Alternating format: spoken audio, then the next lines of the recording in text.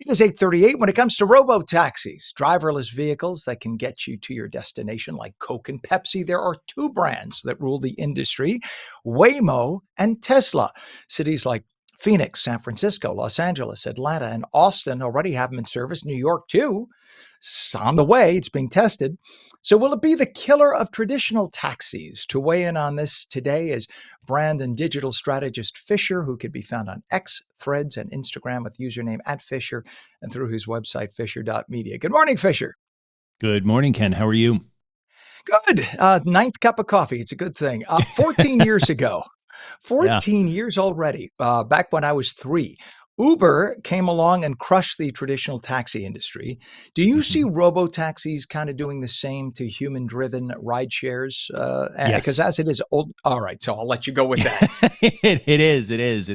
And there are two main companies, like you said. Tesla, they're coming out with their Robotaxi. They actually just recently started it, only in October of 2024, were they testing it in San Francisco, where their main factory was. They had, it's considered level 2. And if you have a Tesla, you know it. It's a full service driving, FSD. As a Tesla owner, you could buy it for $8,000 or pay, I think, $99 monthly to have this. It's basically the same service in Tesla robo-taxis. Little hardware tweaks, but still not that bad. And then Google's Waymo, as you mentioned as well. And Waymo is partnering with Uber. Now, just as a kind of aside, I was taking a Uber from downtown Atlanta to my house this past weekend, and the fare was $52. And in talking with the driver, he's only making $12, right? Mm. So now Uber can cut the driver out and keep that $12. And the other interesting part between the two services, Tesla and Waymo, is that Tesla plans to roll it out to us. Meaning,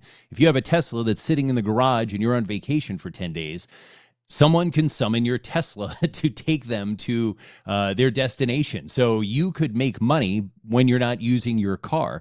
And it's an actually very interesting, idea. Meanwhile, Waymo is strictly Waymo owned and operated. That's as far as they're going to go. Tesla currently is only testing their own fleet of about 20 Model Ys in Arizona, in addition to the testing that's going on in San Francisco amongst their employees. Austin is the first place that they're actually testing what would be considered level 4, and I'm not going to get into all the details, but level 4 would be completely autonomous driving, where there's no driver, no monitors, nothing like that.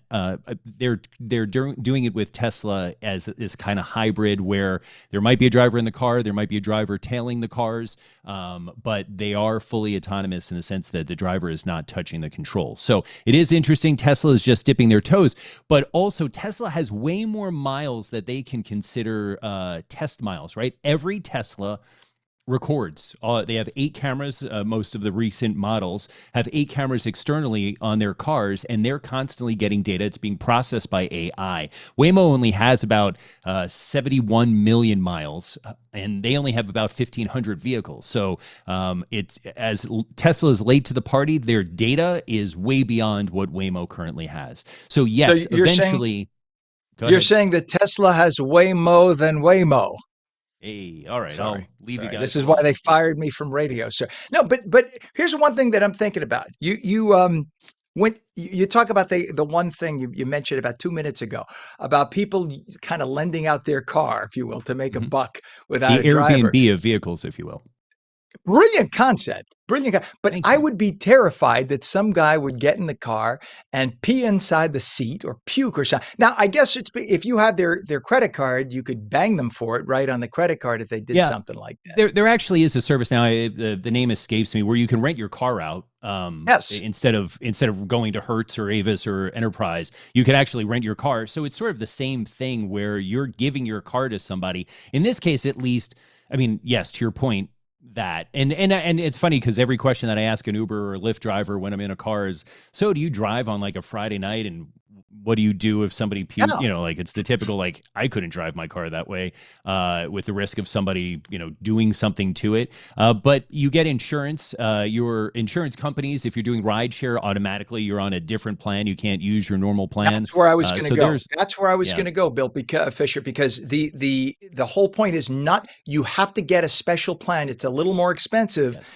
to Hmm. cover yourself for rideshare. You can't assume your own insurance will cover you because it could ban you if you don't pay the extra money, right? So check with your insurance Hmm. company. If you're doing rideshare, yes. So there obviously will be some sort of additional insurance plan that you would have to have if you're completely not going to be in the car and you're not going to be driving it. And I'm sure there'll be some sort of offering where you can possibly buy insurance through Tesla, which you can currently if you're a Tesla owner, buy insurance through Tesla. So for the Robotaxi, it'll definitely be there. And again, as you mentioned, Waymo is in way I was going to fall for it. Is in significantly more cities than Tesla Robotaxi, and it is coming to New York City this year. So you will see this. Now, it's interesting if you go on X, you go on Instagram, and you hashtag Waymo, you will see instances where Waymo doesn't know what to do and it just stops. Right. And this is temporary road closures, especially in New York and New Jersey, where we have block parties all the time. You just shut down the street for an afternoon or an evening. If it doesn't know about it because it relies heavily on mapping, it might be a problem. So we'll see. New York Well, City is going to be a great test yeah. of Well, the things other that thing could too, go wrong at any time. Yeah. Fisher, I was reading here that they did a test in one of the cities. It might have been Atlanta, where somebody took a Tesla. Somebody took, or maybe it was Phoenix, because I don't think It had to Tesla's in be Atlanta Austin yet. if it was a Tesla and a Waymo. Austin, okay. So I think they just started Phoenix, or I think they're just starting Phoenix too. They're But either applying way, for Phoenix. Tesla's applying for Phoenix. Yeah. gotcha. So apparently, then it must have been in Austin. They took a Tesla and a Waymo to the same Hmm. destination, and the Waymo dropped the people off in the middle of the street, whereas Yep. the Tesla drove into the parking lot. So I Hmm. hope Google kind of perfects that so that you don't get dropped off on like the middle of I-95. All right, get out. Yep. See you later. It's- Yeah, Tesla relies again on the 8 cameras that are external to the car and AI to kind of train the models. Waymo, if you've seen a Waymo, that thing looks like a spaceship, right? The Mhm. Starship Enterprise. It has sensors, lidar, radar, and it's also using mapping. So that's another thing. When Waymo has to come or is coming to a city, they have to map in high def the areas so that it's aware of it. Where Tesla is a little more, it sees things in real time and real ways like we do. So it is interesting the differences between the technologies. But Waymo, there's Thank significantly you. more See what video I did there? of Waymos just stopping in the middle of the street or being confused by temporary closures and things of that sort. There you go. And by the way, the rent your own luxury car company is called Turo, Turo. Yes. Yep. And when people started doing, because I actually looked into it, when people started doing it in the beginning, Don't do it. there were issues. No, this is before insurance caught up. Yeah. Private insurance was saying your car gets damaged by somebody else, it's on you.